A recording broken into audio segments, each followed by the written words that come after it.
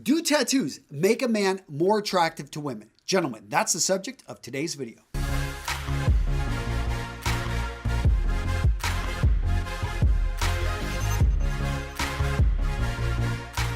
Today's video, I'm breaking into 3 parts. First, I'm going to talk about the research, and we're going to go into details about, do women actually find men with tattoos more attractive?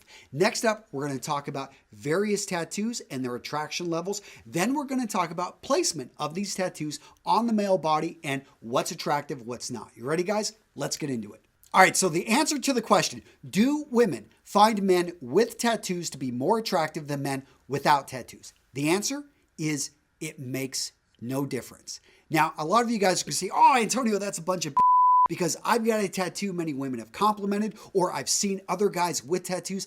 And that's what I love about this study, is that they found out actually women don't find men with tattoos or without more attractive, but men perceive men with tattoos to be more attractive. So it's the men who we identify a man with a tattoo. He is someone we perceive as stronger, more masculine, more attractive to the opposite sex. So it's a very interesting dynamic that other men sometimes will cede to the man with tattoos as being the more attractive guy. Now, when we get into the details of the study, what we find is that women, when they had to look at men with tattoos and without, they didn't find one or the other more attractive, but they did find men with tattoos as being healthier, as being more masculine, as being more dominant, as being more aggressive. But what's interesting is that they also found these same tattooed men as they were going to be worse partners. They were not going to be faithful. They were not going to be as good with children. And so a lot of this stuff offset. But what's interesting is when the men looked at the same pictures, they, yes, seeded, okay, this guy's going to be more dominant. He's going to be more aggressive. He's going to be healthier. He's going to be more masculine. But they didn't give them the same negative traits. They actually thought, hey, it wasn't going to have any effect on them being a father or being a faithful partner. Now, gentlemen, I do want to stress that the perception of tattoos is very culturally and locally driven. So if you're over in London, maybe you're in New York City, you're in Austin, Texas, tattoos, you're going to see them a lot more, very common. But then if you go over to places like Hong Kong, you're over in Moscow, you're over in Kyiv, it may be something that tattoos have a very different meaning. But guys, understand that again, this is very location dependent. Summary of the point, gentlemen, in certain cultures, tattoos can give you more respect with men, and with women, it sends a signal that you're more short-term than long-term relationship material. Now let's talk about tattoo types, what women find attractive and what they find maybe not so attractive. Coming in at last place, we've got the mom heart. Guys, you may love your mama, but you probably don't need the tattoo. Coming in at number 9 and also considered to be not very attractive, the dagger. Gentlemen, if you're going to carry a knife, carry a real one. Coming in at number 8, we've got the sexy lady. Gentlemen, if you've got a tattoo of a sexy lady on your chest, you're probably not going to have a real one on your arm. Next up, we've got tattoos that kind of fall in the middle. Some people like them, some people don't. It really depends on the quality of the tattoo and the placement. So over here, we've got flowers. Next up, we've got skulls.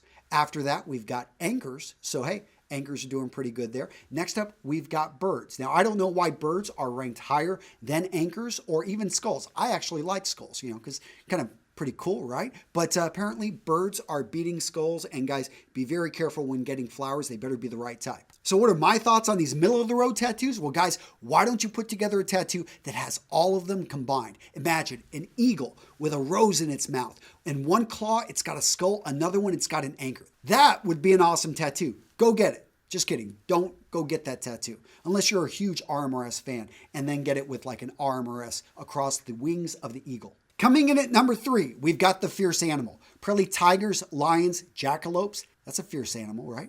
Coming in at number 2, a foreign language. And what was key here is that you have to speak the language. So I thought this was interesting because technically, couldn't I get a mom tattoo? And if I'm in Japan and it's in English, that would be a foreign language, and therefore it would rank higher. Guys, you'll have to figure it out for yourself. But the key was make sure it's a language that you speak. And coming in first place, the minimalist tattoo. Something small, something simple, something elegant. Next up, let's talk about tattoo placement. From the worst to the best. Coming in at last place, the belly, probably because it expands on a lot of us. So guys, that horse that you got there when you were young, yes, that now looks like an elephant.